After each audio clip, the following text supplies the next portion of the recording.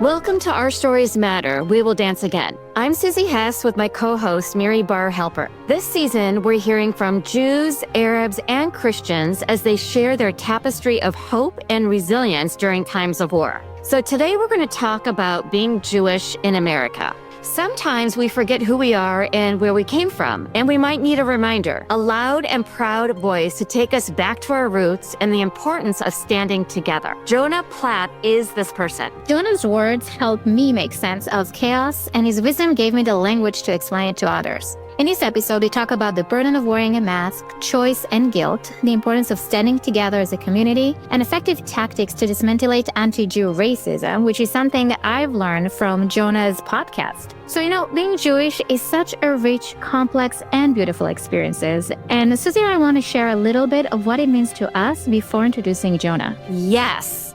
Our stories might resonate with you or offer a fresh perspective, but either way, they're a window into how we've experienced Jewishness in our lives. So for me, being Jewish often came from our travels as a family. My dad had this tradition of always finding a synagogue and a Chinese restaurant, no matter where we were in the world. And it's such a classic Jewish thing, like in terms of having Chinese food on Christmas and on Sundays. And the tradition actually started in New York, where Jewish families were going to Chinese restaurants on Christmas because they were the only food establishments open, which I think is so interesting. And over time, it spread all over the U.S. and it just became like, that's the thing. Jews go to Chinese restaurants on Christmas. My favorite one was the orange beef we used to get at the Advocates in Chicago and Hi Howie in Skokie. It was so good. And it was magical, always like doing this on Sundays. And I'll never forget visiting a Chinese restaurant in Jerusalem in 1992 after like seeing the servers who were Chinese speaking Hebrew.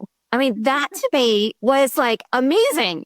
Also, the worst Chinese restaurant, I think, was when we were in Spain. It was the most expensive Chinese restaurant I had ever gone to, and it was the worst I'd ever gone to. And to this day, we still talk about it. You know what's funny, Susie? So I remember when they opened the first Chinese restaurant in Israel and it was like a big thing. I didn't realize that the Jews in the US go to Chinese restaurant in Christmas until I moved here. I thought it was like one of those cliche that, there's no way it's real. And then I moved and like, oh, you guys actually do that. Wow. Okay. So for me, it's really different because I never had to think about being Jewish. It was kind of a given. Before October 7th, I guess I kind of took my Jewishness as for granted. I was always an Israeli first, and Jewishness kind of came with it. Because growing up in Israel, I didn't need to think about the holidays. I didn't need to think about, what does Shabbat or Shabbos mean? Because you just feel it, like, let's say if it was Rosh Hashanah or any type of holiday, first of all, we get a day off from school, which is always great. But also you just feel it in the air. The music in the radio is different. There's like this quietness. Everybody gets together as a family. I didn't need to think about why we're celebrating the holiday. It was a given that there is a holiday. So for me, it was always about the food. My mom would cook those amazing meals. And, in Jewish tradition, every single thing that's on the table usually have a meaning. Like pomegranates in Rosh Hashanah means that you're going to have a lot of kids and you eat like the head of the fish. So you'll be a leader and not the bottom. And so everything has a specific reason why it's on the table. But for me, being Jewish is actually about the traditions. I love the Jewish traditions, and I love specifically, we call it mitzvahs. For me, it was about the good deeds, and there's a lot of them in the Jewish tradition, and the one I grew up on was tikkun olam, like make the world a better place. So my parents were always about the values of making the world better and being kind to everybody. And I remember very specific memories of my childhood where, my dad, he would just be kind to everybody. He would say hi every morning. He would drop me at school to the janitor and to the principal. Like he will shake their hand and will say, hi, how was your day? And like would actually show interest in that person. And years later, people remembered him. So I live my life very similarly in a way of I want to do good in the world. And that's why I teach my kids as well. The Jewishness is about tradition and what you make out of it and the mitzvahs. Yes, that's what Jewishness is for me, whether I'm in Israel or outside of Israel. I love that. And I really think maybe that's why we're in love too, because our dads were so similar. Yeah. So without further ado, let's introduce our guest. Okay, so welcome back, everyone. Today we are meeting with Jonah Platt, who is a multifaceted talent and trusted voice on Jewish identity, culture, and current events, hosting the acclaimed podcast Being Jewish with Jonah Platt, which features conversations with notable guests like Gail Simmons, Van Jones, Rabbi David Wolpe, and Patricia Heaton. An accomplished actor, writer, and musician, he has appeared in projects from Hollywood, Being the Ricardos, to Broadway Wicked, is producing and co-starring in the film The Mensch, and is co-writing the musical adaptation of Lois Lowry's The Giver. So welcome. We're super excited to have you. Thank you. I'm excited to be here. Thank you for having me. Yes. So we thought maybe we would start with sort of where were you on October 7th and how has it changed your journey, if it has?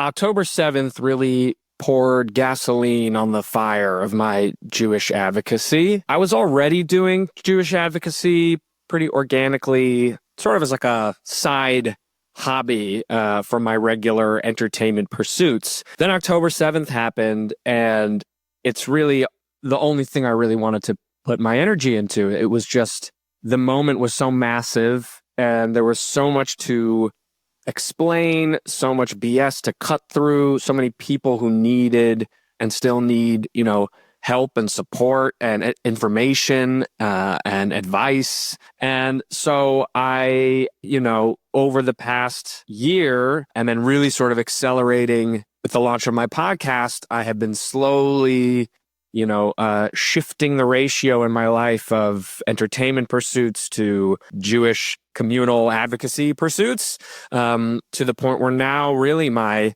day job and bread and butter is my Jewish advocacy work.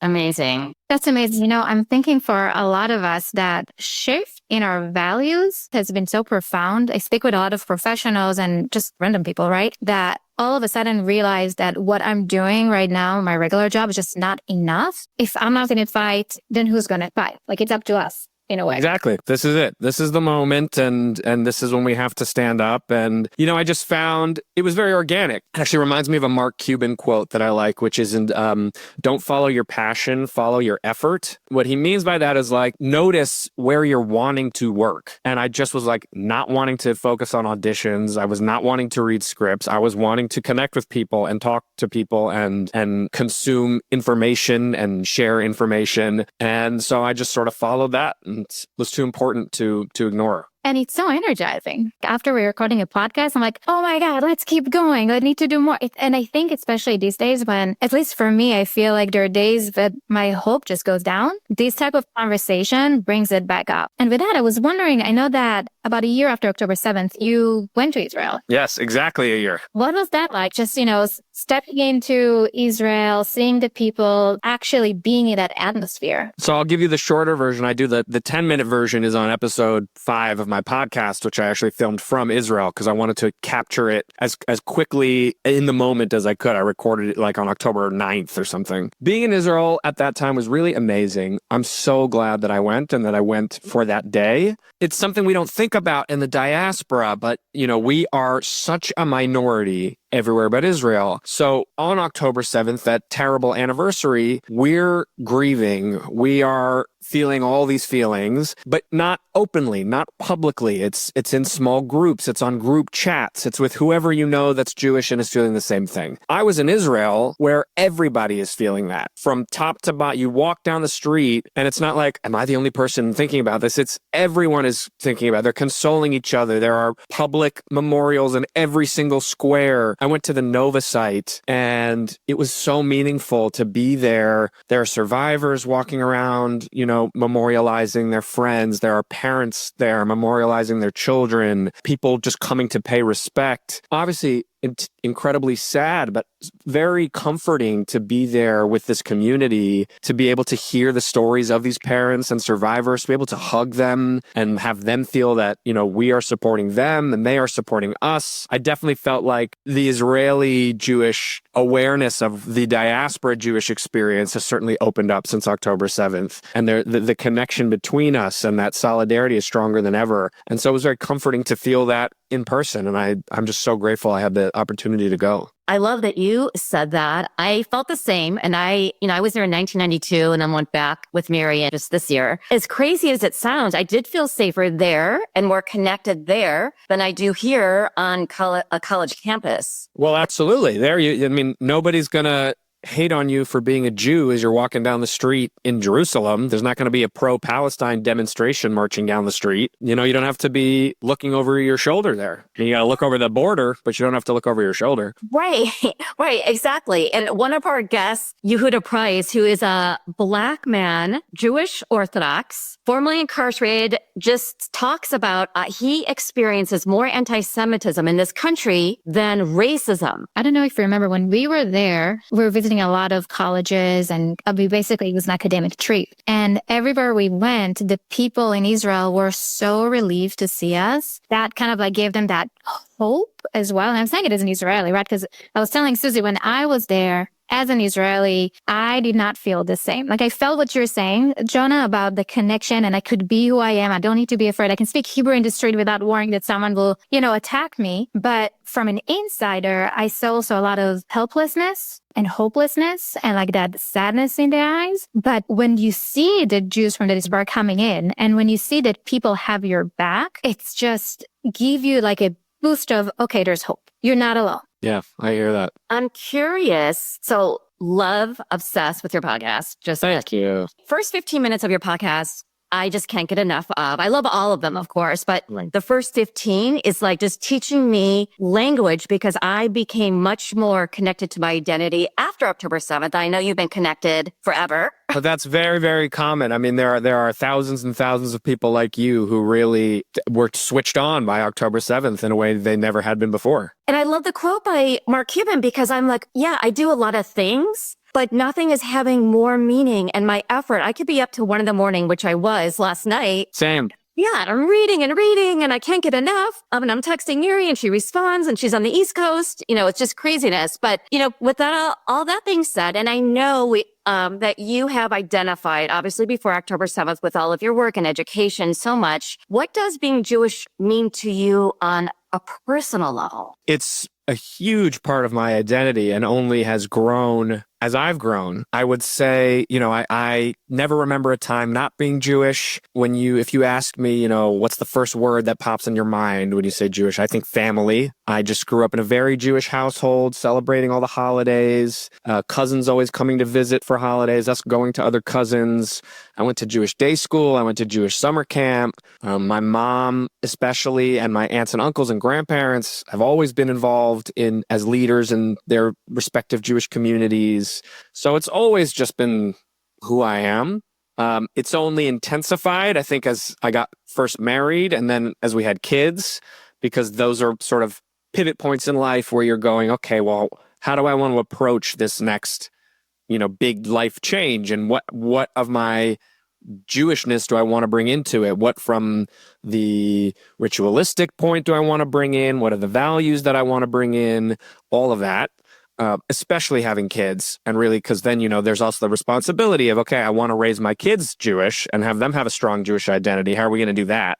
And now, of course, my private life as a Jew and my public life as a Jew have sort of become the same, which is actually pretty great. I've spent my career trying to be other people as an actor, and now I just sort of get to be myself, which is pretty fun and meaningful.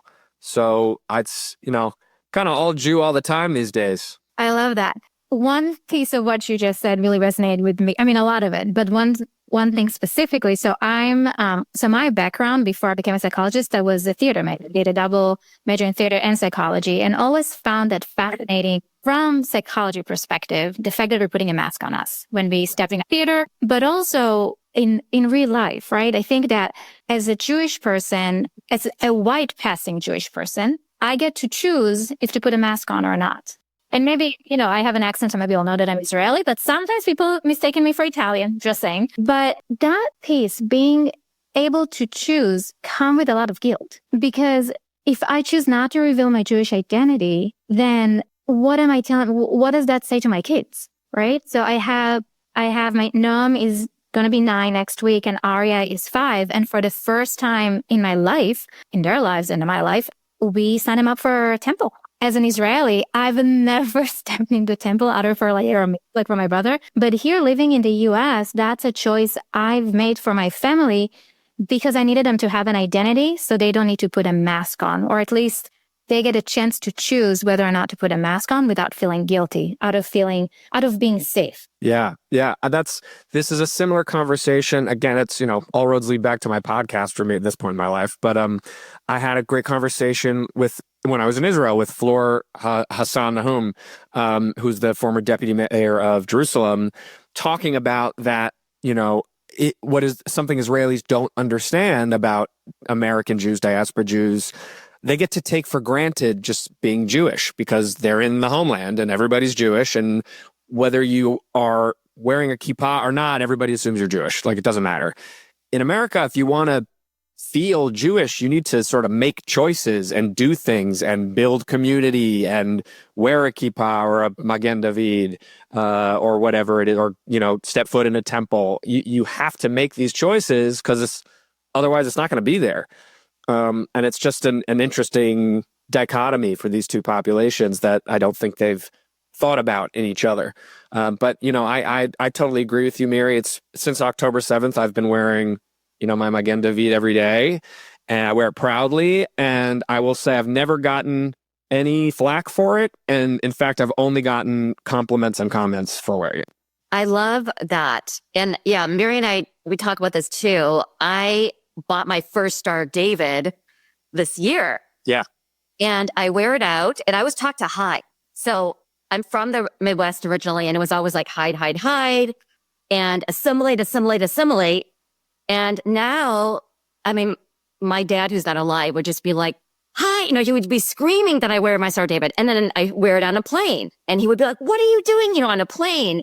You don't do that. But I feel like it's such a relief to come out and just to be who I am and not through that mask. 100%. And also from a strategic standpoint, the hiding doesn't work. We've been doing the hiding for a long time. It's not effective. It doesn't end Jewish hate, or anti-Jewish hate rather. And what I think, look, we got to change the playbook on that one. I think we've tried that. It doesn't work. What I think we need to try, and it's not our instinct, so it's a muscle that needs some work. We need to try the loud, proud, self-respect Jew, and see how that works. I always believe that people respect those who respect themselves, carry themselves with dignity and pride, much more than cowering and hiding. And, the bullies know who to pick on in the playground, and it's not the confident people. So I would like to see everybody come out of the Jewish closet and put their Stars of David on and live loudly and proudly, not just because, as you say, it feels so much more fulfilling to be your full authentic self in your day-to-day life, but also because I think from a strategic standpoint, that's going to be the most effective way that we turn the tide for our people moving forward. And you feel like it's helping each other, right? If I see someone or if there's like a sign outside someone's door, I'm against antisemitism, I feel safer. I was like, okay, you got me. Yeah, absolutely. I had, an interesting story. So about, I think it was maybe October 10, 23. And the post on Facebook started way before that, right? On October 7th, people already were hating us. There was a Facebook in my community post, like it was a post about Israel's a terrorist nation, blah, blah, blah, blah. And I got livid. And I don't usually do Facebook posts. I'm a clinical psychologist. I don't want people to know about my personal life, but I couldn't read myself. That's like my home, right? And I got into this debate with someone, and he went back and forth, and I'm trying to explain from very psychological way, like, no, here's the definition of terrorism. This is literally my doctorate. Like, here it is. And he's like, no, but this is what Israel is doing. Back and forth, back and forth. And then someone else stepped in, non-Jewish, and he said something in the post, kind of like having my back. But then he messaged me privately and said, if you ever feel unsafe, here is my address. I got you. That's so nice. That was like the most amazing experience I had after October 7th, after feeling shaken to my core, literally waking up, wondering if my family is alive, if my friends are alive, having someone saying, I got you, and he doesn't even know me. It just brings back hope. But there's another thing you mentioned about the strategic way. As in one of your episodes, you mentioned the four part of Jew hate right now. And I remember specifically with, there was it's not according to Dora, but it was the dagger, there was the false blame, but continuation. Yeah, the inversion. Yes. And you mentioned that how people hijack our sentences, never again. And right, and that just stayed with me. That I think he said something like, never again doesn't mean never again for everybody. Like we coined that. That's ours. Yeah. And it's so interesting because there is a lot of strategy in the way we need to fight what's going on right now. And I'm wondering, from your perspective, from one podcaster to another, how do you use the platform? How do you change opinions? And also, even going deeper, which one stays with you? Like, is there any specific guest or episode that you're like, okay, that one I'm going to think about tonight? So I'll answer them in reverse. So in terms of what stays with me, really like little tidbits from all of them kind of stayed with me. I mean, as has happened naturally in this conversation, something will come up and I'll be like, oh yeah, Floor and I talked about this in that episode. Or, oh yeah, I mentioned this at the beginning, my monologue in episode 2. Really, like if I went episode to episode, I could probably tell you something that really stayed with me from each one. I would say, if I had to highlight a couple, I'd say my first one was Skylar Aston. As I mentioned in that podcast, like he was really a big inspiration for me for what the show was going to look like, because he is someone I knew personally and I know is connected to his Jewish identity and has like gotten flack for being openly Jewish on social and is always sort of DMing me in solidarity and commiserating about stuff, but like not sure what the best way for him to talk about this stuff openly in any kind of setting is. And so he was the kind of person I wanted to put a microphone in front of and say, I'm going to make a safe space where we can actually talk about this stuff. You can be honest and you can say what you're really feeling. And it's going to really empower people hearing your truth and knowing oh my God, he's feeling and thinking the same things I'm feeling and thinking, and, shedding a light on the entertainment industry, what it's like being a Jew in that regard, which I think people appreciate. That's why I try to do all these different professions. So you're getting all these different looks at what it's like being Jewish in these different fields. That one really stays with me. I learned a lot from my Van Jones episode. He's just a really smart guy who's been doing this work in one way or another for many years and just sort of really understands what it takes to create change and is a real leader and doer. And so that was really inspiring to me. I love that one, by the way. Yeah, thank you. I mean, I think there's a reason that's definitely my most watched, most listened to episode. And I think with good reason. And then here's another example, like Isaac Saul, who runs Tangle Media, who I interviewed. He talked about how on Shabbat, he turns off social media and the news. And the last couple of weeks, my wife and I have been copying that. And so we're not doing social media on Shabbat. So that really stayed with me from that one. And I thought that was such a great idea. And I'm incorporating that. And there's stuff that's coming out in my new episode tomorrow with artist Zoe Buckman. We get into some topics that I've not gotten into with anyone else. Like we get into grief because she had experienced some close grief very recently. We get into the art world, which I am not in at all. And she is, very successful in and can speak about and is very outspoken as a Jew in that world.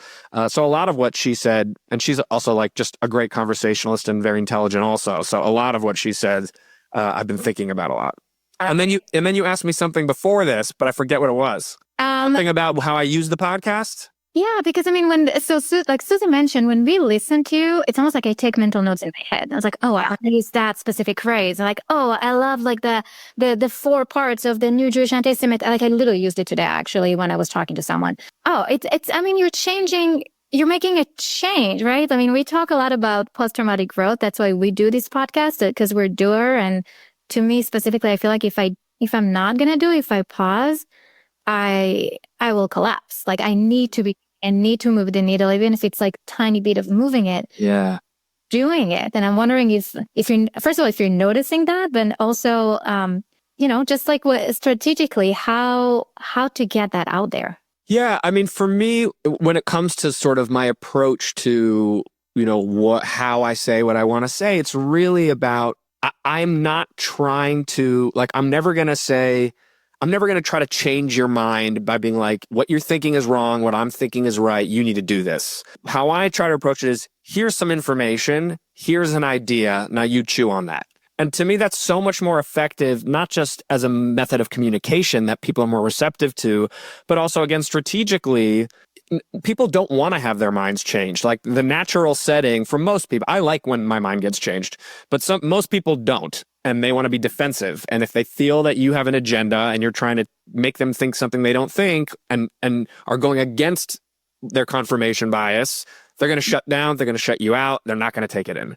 But if you're just saying, hey, I have no dog in this fight, I'm just going to put this here and you do with it what you will, then they take it and then they can play with it. And if they change their minds, great. And if they don't, it's not my responsibility. I was listening to that, by the way, again last night. I've listened to it several times because I definitely am trying to be, like you said, calm in your 4 C's. Yeah. Like, curious and calm. So before I sent an email, even this morning, by the way, I listened to that. I thought about the 4 C's. I reread what I was writing. And I took 24 hours before I pressed send, for sure. That's smart. You got to do that. That's like huge. Oh my God, it's so huge. And I'm wondering, because those 4 C's have helped me so much. I'm so glad. Oh my God, yes. You're giving me so much language, so much regulation. And I'm wondering, for people who don't know about the 4 C's, especially on college campuses, and that seems to be happening where there's a lack of civic engagement. Can you talk about the 4 C's and how people can engage with like the calmness and the compassion and curiosity, all of that? Yeah. So the first thing I'll preface it by saying, and you know, you mentioned the college environment. I say this in the pod also, it takes 2 to tango. So I am not suggesting you try to have a productive conversation with someone who's like yelling in your face and barring you from going to class and saying, you know, you're a baby killer. That is not what this is for. That's a bad situation. Get away from that. There are also lots of college kids. I mean, the majority of college kids are completely tuned out to this situation because they're, you know, 19-year-olds trying to go to math class. It's like they don't care about this geopolitical conflict. They don't know. You know, I produced a video that Montana Tucker and Rudy Rockman did. We did at UCLA, and the vast majority of the kids were like some kids are like, "What's the IDF?" I mean, like they don't know. They don't care. So we have those people you can have a great conversation with and enlighten them and whatever, or maybe they think they have some idea, but they're not, you know, putting a keffiyeh on and sleeping outside, but well, my friends all said this. I think, you know, that makes sense to me. And you can have a conversation with that person. So now that I've said that piece, that's the prep of who you're going to approach. The 4 C's. So curiosity is number 1. To me, I think that's the most important. Again, that speaks to that like agendaless approach where I'm coming in going, I am genuinely interested in learning what you have to say. Again, it's like that twofold thing of, first of all, that's genuine. Like I do like hearing other points of view. That's fun, like intellectually to you know, bat around. And strategically, when you want to make the other person feel heard, if you're going to want to say something to them, if they get it out first, I mean, this is like proven data. Like when somebody gets their idea out first, their walls come down more and they're ready to be more receptive. So come with curiosity. I genuinely want to understand, and you know, I want to know what you think. That'll be interesting to me. And if you don't feel it genuinely, fake it till you make it. But you have to come in being like, I want to know what you have to say. The second one is calm, as you mentioned. If you approach these conversations and the stakes are too high, it's just not going to go well. It's going to get too emotional, and you can't discuss ideas that are already so, you know, nervy for people. If you're riled up, if you're angry, if you're defensive, it's not going to go well. So you need to come dispassionately, like you're talking about a difference of environmental policy. You know, you have to be able to, we're discussing ideas here. We're not fighting for my existence as a person. You might feel that like that's, you know, what's behind all of this. But I promise you, like the conversation that you and your roommate have is not going to save the Jews of the world or end the conflict in the Middle East. Like, let's take the stakes down. Let's take the temperature down, and so that we can actually talk. Third, there is camaraderie. Again, you know, these conversations should be somewhat enjoyable. I mean, even if there's a tension, I mean, you want to have as little tension as possible. But even if there is a tension, you want to be in the spirit of easygoingness. And if somebody says something that's outrageous to you, instead of becoming defensive and furious, it should bring a smile to your face. Like, dude, I cannot believe that's what you're thinking. That's insane. Let me tell you why I think that's insane. When it's, again, it all speaks to that low stakes vibe of this conversation. You can't have all of your emotional life stakes in the basket of this conversation. There's no reason for that. And then the last one is compassion. You have to not just allow the person to talk, but do the work of trying to take it in and understanding them as a person, where they're coming from.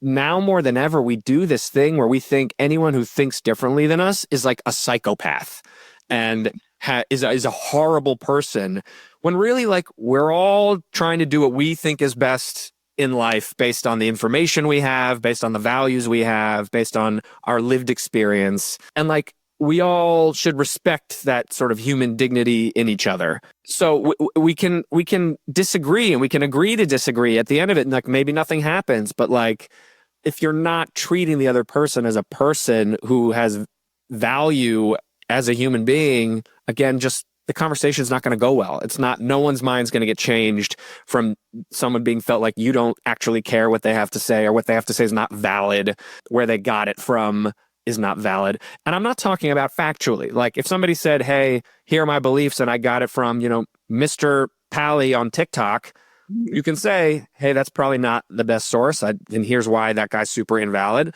But you're not invalidating. I understand you're wanting to get more information about this, and like, that's your number one resource, and maybe you don't know where else to go. So let me address that. Here are some people you can follow who are speaking on the ground, things of that nature, as opposed to, you're wrong, you're evil, you hate Jews, you're a bad person.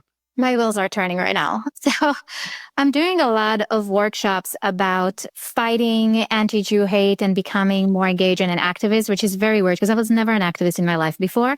It's new, it's cool, but why not change my profession when I'm 40? What you're saying, I'm using it a lot in my workshop in different ways. I'm totally going to steal the first piece, by the way, just letting you know. Please.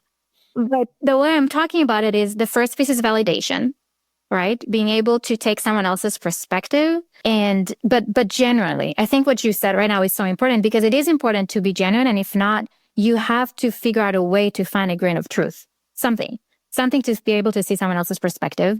You cannot enter this conversation without being regulated. So a lot of time I teach regulation skills, like this level of regulation that I tell people, check where you are today, this specific moment, because maybe you're too dysregulated, maybe you underregulated. You need to be in the good balance. And if you're not, what do you need to get there? Like, what do you need to do right now for yourself? And one day you might say, today I'm loud and proud and that's where I want to be. And another day you might say, I don't feel safe right now. I don't want to engage in this conversation. Like you said, going to a protester and start talking to them, not the best idea. Yeah, unless you're someone, like Rudy Rockman, and like, that's your thing, and you're like super comfortable and calm, and it doesn't matter for you. But that is not most people. Totally. And the curiosity, right? If you're entering a conversation not willing to listen to the other side, then we're not really doing what we said we want other people to do, which is exactly. It's the golden rule. I mean, all of this is the golden rule. It's like, if you stepped back and how do I want this person to approach this conversation with me? It would be all these things. And so you need to hold yourself to that same standard and set the table for that to take place. I don't know if you saw, there was a recent interview, and I think now it's all over in social media with, it was in UCLA. It was a debate with one of the hostess that came back, Moran Selayanai. And I did see a clip last night. I didn't get to watch the whole clip, but I watched like 90 seconds of it. It's fascinating because she's doing that, right? She is telling the people, and don't clap for me. She's facing him. She's talking with, he's like one of the students who's like leading the pro-Palestinian camp over there. Yeah. He's just facing him and she's saying, look at me. Yeah, he won't even look her in the eye. He couldn't. You can see how uncomfortable he is because she refused to let him dehumanize her. Yeah. Right? She brought her story and she told him, have you ever been in Israel? Have you ever been in Gaza? Because I've been in the U.S. I know what I'm talking about. But she was doing it in such a calm and that's what I really want. She said, I want to understand your side. I want us to have a conversation. So, I mean, it was interesting that, this conversation, just watching that yesterday, because it worked. I think she was able to change his mind a little bit. Yeah. I mean, I can't say. I hope she was. But certainly the way her approach was exactly right. It was calm. and it was genuine. And it's this word assertive, is important. We don't want to be aggressive. We don't want to be passive aggressive. We don't want to be passive, but you do want to be assertive. She's allowed to say, hey, I get blah, blah, blah, blah, blah. This is my experience. I saw this. I have lived through this. This is valid. And my truth needs to be heard by you. And so we owe ourselves to be assertive. And that is not only okay, but the desirable approach, as long as it doesn't, blur into them becoming aggressive, where you're trying to shove it down somebody's throat, or where you're being passive and you're almost apologizing or afraid to say your truth. So got to find that sweet spot. And she did that beautifully. Yes. I love that you brought that up, Mary, because I watched that this morning too. And I was thinking of what you're saying, Jonah, of just, how can you say, dude, no, not TikTok, being lighter. Exactly. It's lighter. It's the smile. I mean, I think I go right back into my head to this conversation I had with a dad at my school who I like a lot, who is Republican and I'm not. And we were having a conversation about Trump and I just kept laughing so genuinely throughout it, not in like a mocking way, but he would say something and I would laugh and I would be like, dude, that is so outrageous. I cannot believe you think that's what's happening. Like, that's honestly funny to me. And it was just like a fun, we're having drinks. It was a good time. And we had a great conversation, and it should be, communing with other human beings should be a good experience. I love that. I mean, that is a skill. Hearing that from you, watching her being so calm, I'm like, okay, if she can do that and she was held in captivity, I certainly can do this. And then hearing you, how you bring in just us, like, Jewish humor and just trying to be light, which is a value. Yeah. And it's inspiring because I feel like it's a practice, which I need to practice because I get really dysregulated. Not necessarily, I definitely get defensive, but I get very emotionally reactive. And I have to think, listen, I'm not going to save the world after this conversation. This connection should be enjoyable. Yeah. I mean, your words are going to be lasting with me. I'm so glad. Thank you. And it's so hard to do that sometimes. It's totally hard. But something else that I've been thinking about is we used to do this as a matter of practice. I mean, at least certainly to a larger extent than we do today. It's only in the last, 10, 20 years we have become so polarized, and where it has become normalized to shut down and retreat from anybody who is different from you. I mean, sort of we've always disagreed, it used to be a lot more civil conversation between neighbors who had political disagreements. I mean, your neighbor was Republican and you were Democrat. It wasn't like, I can only live in an area where everybody thinks the same as me. And I think a lot of that I attribute to Donald Trump. I think he sort of opened the Pandora's box of normalizing divisiveness and polarization, and also social media, which, the algorithm is built very much on creating silos and feeding you the things you want to hear. So those recent developments, I think, are pushing us into this thing. It's actually a little bit of like what I'm actually going to talk about on the podcast tomorrow in that opening, something I call false validity, where we engage in a behavior that we if we just took a step back, we know this is not how we should be engaging, but because it's like the norm, we just sort of do it unquestioningly, even though no one is putting guns to our head and saying, you have to get super defensive and hate everybody who disagrees with you. We do it because other people are doing it, really. It's like, that's what's sort of in the water, unconsciously. But we could just as easily decide not to do that. And as you said, it's a muscle that takes practice. And once you start to do it intentionally, like anything else, it gets easier and easier. We do this thing, and it speaks to what we've already been talking about on this podcast. We do this thing where we go, you're an anti-Semite, right away. And we have to understand, look, they very well may be, but a lot of these people are, and the impact is the same, but the intention isn't there. They don't realize that what they're thinking or doing is anti-Semitic. And that is valid because they only know what they think they know. And they know what, the media, that social media, what their friends are telling them, which is like, guys, this is a genocide. So if you think it's a genocide, you hate Jews, they're going to shut down. What you have to do, and it's hard, it's annoying, and I've talked about this online before too. Maybe I have to do a podcast monologue about it, but I've tweeted or posted about it. For the other side, they get to just drop these word bombs and run away. They just get to go genocide, bye, and like you're terrible. If I want to then speak to that, I have to speak for an hour and give 100 facts and definitions and explanations. Like we have the burden of proof is always on us, and they just get to go apartheid and run away. And demonize. So it's very frustrating. But like we have to recognize like the why of why things are happening sometimes, and it is not always because everyone hates the Jews. I think there is sort of a predisposition to believe negative things about Jews. That's just sort of public bias that has developed in the world and has been there for a long time. But when it comes to something like genocide, like I'm sure that guy has never heard the term inversion. Like he doesn't know how that word is being used against Jews. And all he thinks is, well, I have my facts that I know tell me this is right.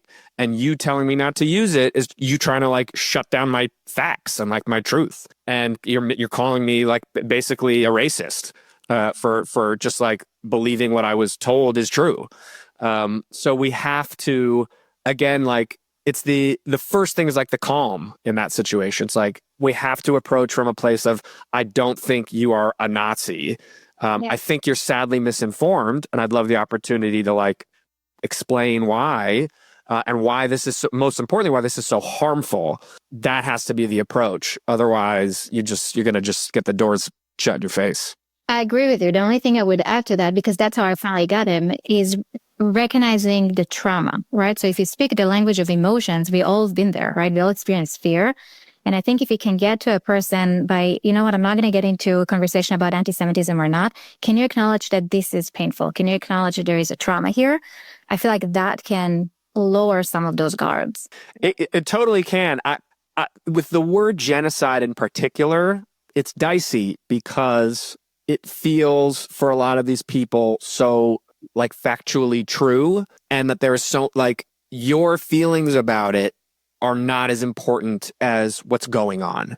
Like, sorry, you have bad feelings, but Israel is killing 1 million children. So like their feelings are a lot worse than yours. So that's where I worry about that approach, is that becomes the mentality of like, well, so who cares? Like this is way worse. But if you can sort of explain, and this is specific to the genocide thing, you have to explain why that word is so harmful. And here are all the reasons why it's not a genocide. And if I can, put some reasonable doubt in your mind, can you agree to maybe just use call it a tragedy, call it a excessive use of force, call it whatever, but to use this shortcut word that the word itself is so painful for Jews who were actual victims of the worst genocide ever. There's just got to be a better way. Hopefully you can recognize there's got to be a better way to do this.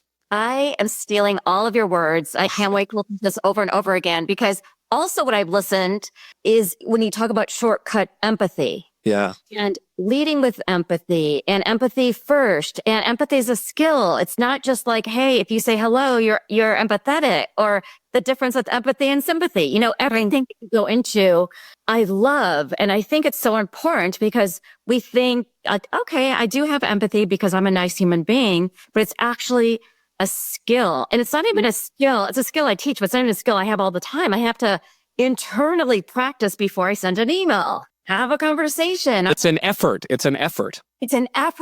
I mean, it's an effort. Mary knows. I mean, I took 2 hours one time to like mentally prepare before a conversation.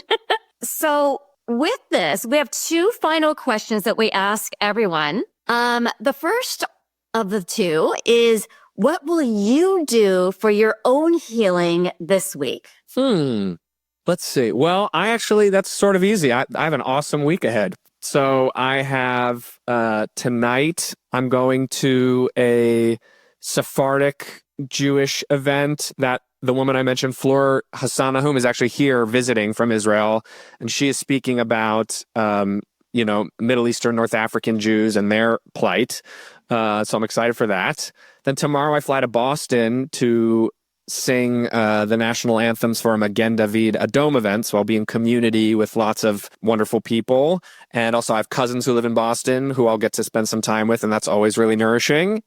And then this Friday, I'm having a big Shabbat dinner in honor of my birthday.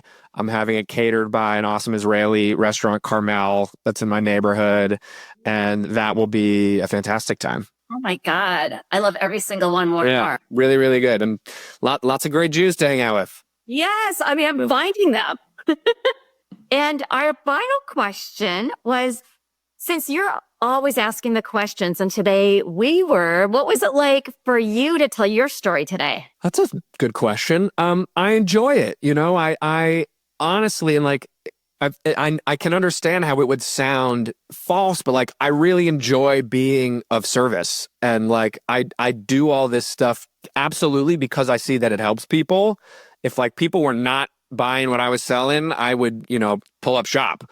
But I hear really positive feedback from people who say, as you both did today, like, I'm thinking about this. You did give me food for thought and it's staying with me and I'm using it. And so I love that. So I'm grateful for the opportunity to just sort of expand on those things in a way that I don't always within the interviews that I do, because I try to keep it about the guest. And, I'll interject here and there with, I can relate to this, blah, blah, blah. But I don't want to take up too much space there. So yeah, it's fantastic. Well, thank you so much for joining us. Hopefully, you're going to have the best birthday ever. Thank you. Going to get cold here in Boston. Oh, you're in Boston. I'm in Boston. We should get for coffee together. You should come to the event on Wednesday night at the Davio Seaport. I will message you to get the details. I will definitely be there. Right on.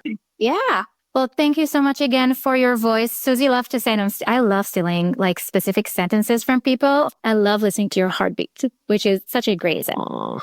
Yes, I appreciate your heartbeat and just who you are, and just like teaching me to sort of come into me has been beautiful. I love that. I'm so glad. Thank you both so much for having me. We'd like to thank our listeners, music composer Jonathan Bargiora, sound designer Ivan Reyes, podcast advisor Donna Fazzari, and special thanks to the Academic Engagement Network for their generous support. Today's episode is co-produced by Professor Susie Hess and Dr. Miri Bar Halprin. Our Stories Matter, We Will Dance Again is brought to you by Trauma Informed LA. Check us out on Facebook and Instagram and at our website at traumainformedla.org. Please give us 5 stars on iTunes so more folks can have access and donate to traumainformedla.org so we can keep recording and healing through our storytelling episodes.